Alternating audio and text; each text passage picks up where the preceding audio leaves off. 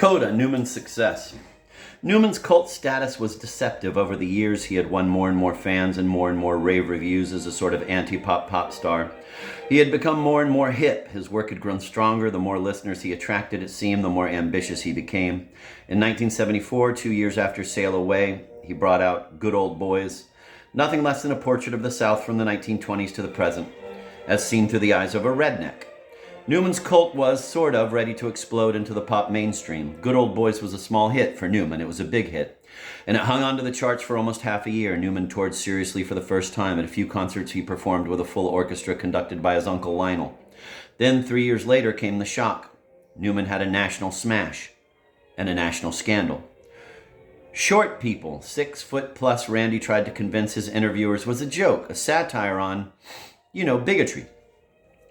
With its unforgettable tagline, Short People Got No Reason to Live, the song went to number 2 on the Billboard charts. It was number 1 on others and banned from numerous radio stations. Program directors claimed the song was disturbing to little children. But one suspected little disc jockeys were more to the point.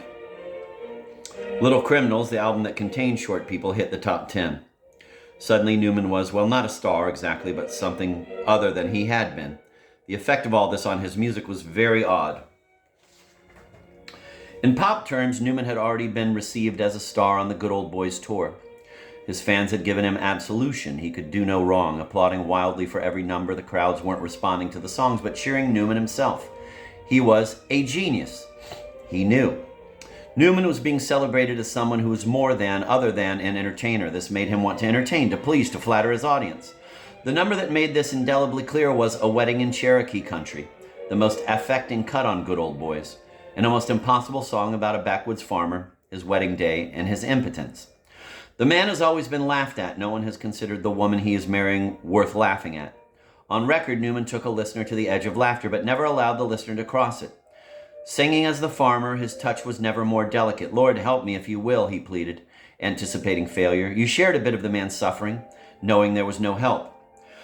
It may have been that in a concert hall there was nothing Newman could have done to keep an audience from laughing at the people in this song. Newman's audience may have been too smug, and Newman at his best too subtle. And performance, after all, requires a certain level of dramatization. But on stage, Newman made it impossible for a crowd not to laugh at the people in his song. Introducing A Wedding in Cherokee Country as the surviving remnant of a discarded rock opera about Albania, thus distancing himself and his audience from the tune to the most extreme extent, Newman did not merely fail to put the song across, he destroyed it. He promised that the song was a joke, that its characters were jokes, and that their predicament was something those smart enough to buy tickets to a Randy Newman concert could take as a freak show staged for their personal amusement. The farmer and his bride truly became morons, as one reviewer approvingly called them. On Good Old Boys, Newman made a listener respect his characters. In concert, he had the crowd in the aisles before the first verse was over. He turned his audience into the people who paid to see Davy do his famous Fat Boy dance, and himself into the carny barker who egged them on. Face to face with the northern, white, liberal, well-educated audience whose preconceptions about the redneck South Good Old Boys was meant to change, Newman, himself a childhood Southerner, stepped back from the complexity of his song and offered instead a postcard of an old Kentucky moonshiner with flies buzzing around his head. If Newman's trashing of the man and the woman in Cherokee County indicated a lack of trust in the ability of his audience to catch the subtleties of his music, it also made the rest of Good Old Boys, the autobiography of a Birmingham steel worker and perhaps of one of his forebears, seem anything but subtle. It made the disc sound like a liberal fantasy about the goodness of the white South, a fantasy generated more by fears that Richard Nixon and Spiro Agnew were right about the silent majority than by anything else. The statements Newman made about himself in concerts across the country indicated a more serious insecurity and allowed his audience a deeper smugness. Sold-out halls notwithstanding, Newman was appearing as a cult figure. His fans were thus defined as those in the know. So on stage, in the midst of his first full-scale national tour, Newman made much of the fact that with his album rising to the lower reaches of the top of the charts, he was selling out to the mass audience. "I want Shea Stadium," he cried, the ironic point being that the audience was not to take Newman's rising mass popularity all that seriously.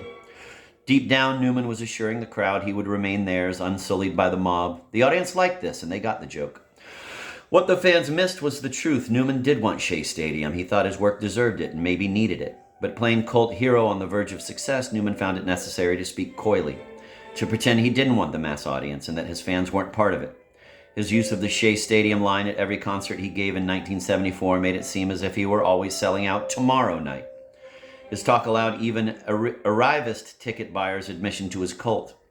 The implicit idea was that Newman's cult could grow bigger and bigger until it really did become something like a mass, national audience. At which point, still maintaining the cult cachet that was its reason for being, it would have to feel superior to itself. But Randy Newman had not sold out to the mass audience. He had only sold out to his cult.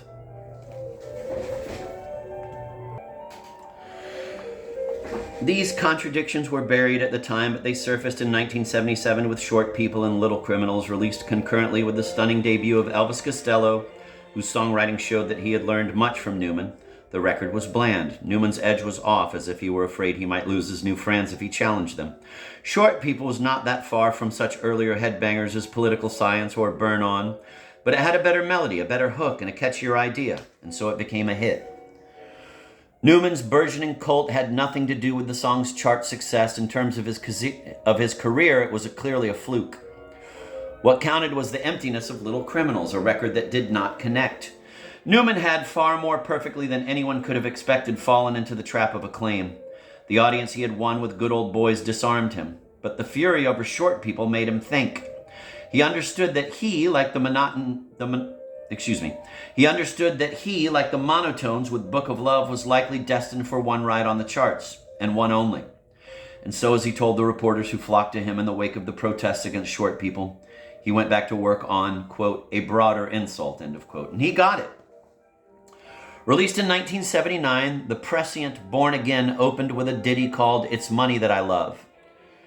Digging in with a rumble of New Orleans piano, Newman tossed off a mad inversion of the moral majority's new American agenda. He performed as a good liberal, born again as a saint dedicated to greed. Quote, I used to worry about the black man, now I don't worry about the black man, end of quote, Randy sang. Quote, used to worry about the starving children of India. You know what I say now about the starving children of India, end of quote. What did Randy Newman say now? He said, oh mama. He was back at the margin, scheming.